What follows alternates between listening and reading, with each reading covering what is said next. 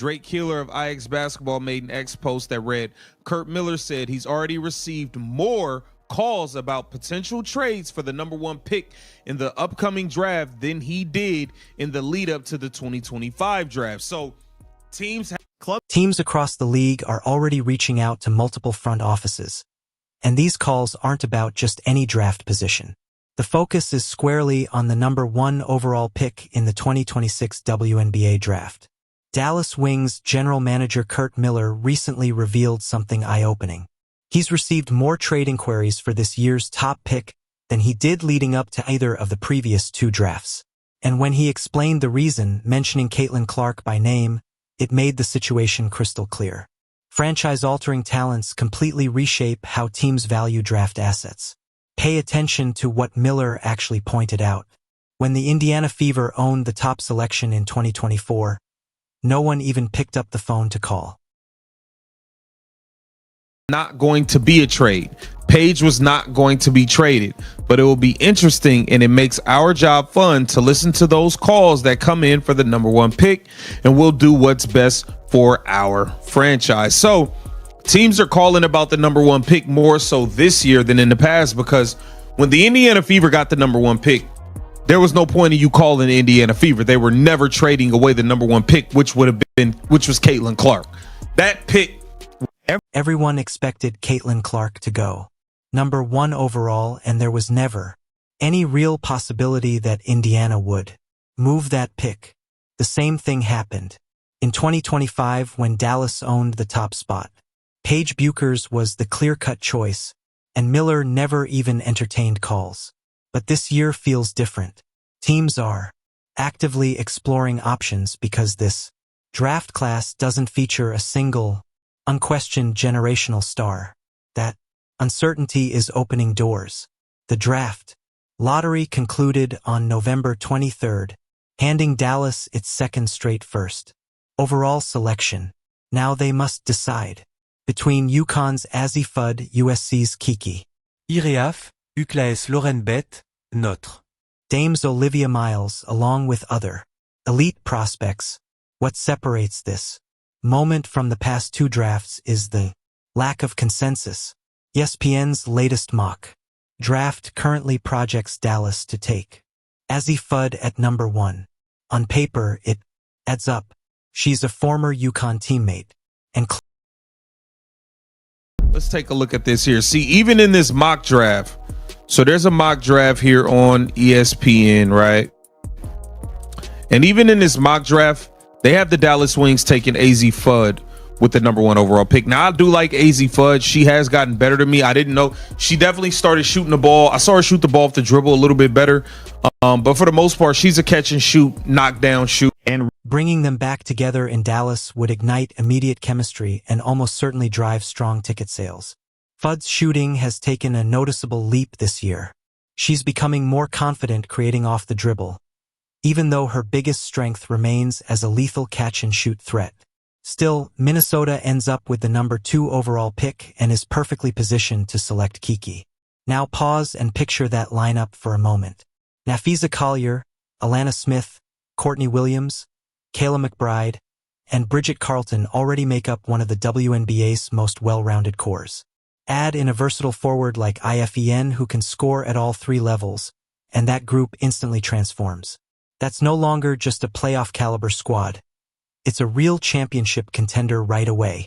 Seattle holds the 3rd pick, and Olivia Miles feels like a natural fit there. Slot her into the backcourt alongside Jewel Lloyd, and suddenly the Storm have their point guard of the future paired with one of the league's elite scorers, setting the foundation. But I'm not like super sold on Azzi Fudd as the #1 pick, but Dallas Wings, it makes sense. Our fam would make the most sense to me. Lauren Betts would make some. I'm not a Lauren Betts guy either, by the way. So, but I get it if they do it. You want to get a big, I get it. Me personally, I will go our fam over Lauren Betts any day of the week. I personally like Flau'jae more than Azzi Fudd, but it is. This is the kind of core you can realistically build around for the next 10 years.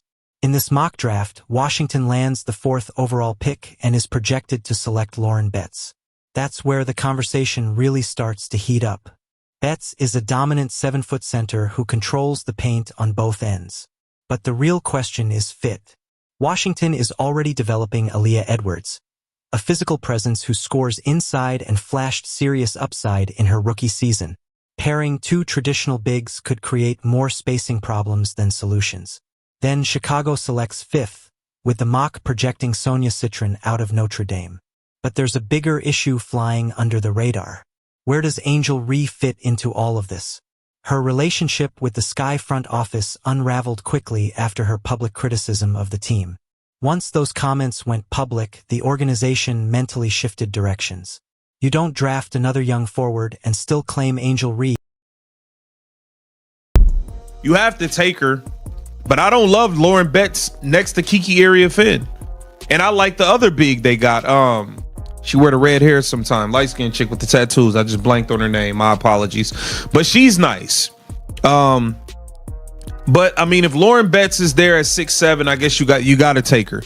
Flau'jae, see. Now, the Chicago Sky have to get rid of Angel Reese.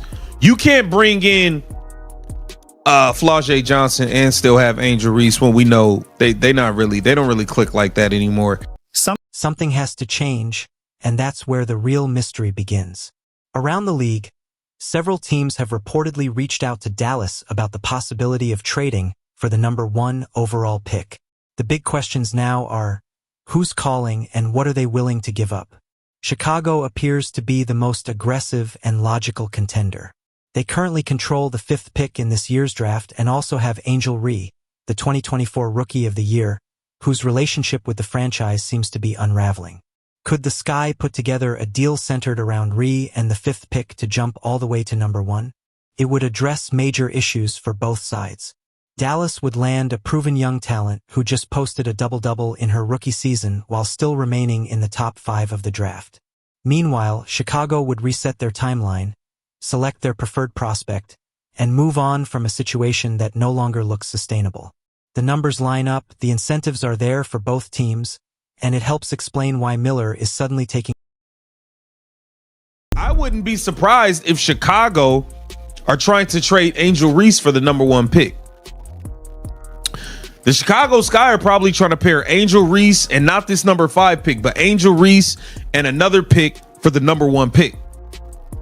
Send Angel Reese to Dallas, get him another pick, or send Angel Reese and number 5 to Dallas, and you get the number 1 pick. Something, I don't know, but I think the Chicago Sky are definitely one of the teams putting in calls. However, there's another team that could be making moves here, Minnesota. The Lynx hold the 2nd overall pick, which most expect to be used on Kiki Area-Finn. But what if Minnesota decides to go in a different direction? What if they believe Azzi Fudd's elite shooting and scoring ability is a better fit for their system than Area-Finn's all-around versatility? In that scenario, Minnesota could approach Dallas with a trade package centered on future draft picks, possibly including a veteran player along with the 2nd pick. Dallas would only slide down 1 spot, still land a top-tier prospect in Area-Finn, and gain additional assets to strengthen their rebuild. And this goes beyond simple draft positioning. The WNBA is entering a crucial expansion era, with new teams joining the league and expansion drafts on the horizon. Stockpiling high-value assets, whether draft picks or young players on rookie deals, creates flexibility and protection. If Dallas flips the number 1 pick for Angel Reese and Chicago's 5th pick, they suddenly control 2 lottery-level talents for years, a powerful advantage for roster building. To try to get rid of Angel Reese. Here it says Toronto Tempo getting Tanaya Latson, Cody McMahon, Gianna Neepkins. Okay, they don't have that girl from Maryland in here no more. Good, because she stinks. Kiki Rice, I'm not sold. But this is very, very interesting here, man. Get down in the comments. Let me know what y'all think about this. The same logic applies if Dallas chooses to trade down with Minnesota and stockpile future draft picks. The Caitlin Clark comparison Kurt Miller made reveals the real calculation at work here. Clark was untouchable not only because of her basketball talent, but because of her cultural impact and unmatched revenue generation. She didn't just improve Indiana. She transformed the entire franchise overnight. Paige Bueckers carries a similar kind of star power. Maybe not at Clark's once-in-a-generation level, but she has proven drawing power, massive visibility, and national appeal. None of the projected 2026 prospects offer that same combination yet. Azzi Fudd is extremely talented and has name recognition from UConn, but she doesn't command Clark-level attention. Kiki Iriafen is highly skilled, but lacks widespread mainstream exposure. Lauren Betts dominates at the college level, yet her recognition remains mostly within basketball circles. Sonia Miles has intriguing upside, but injury concerns still hover.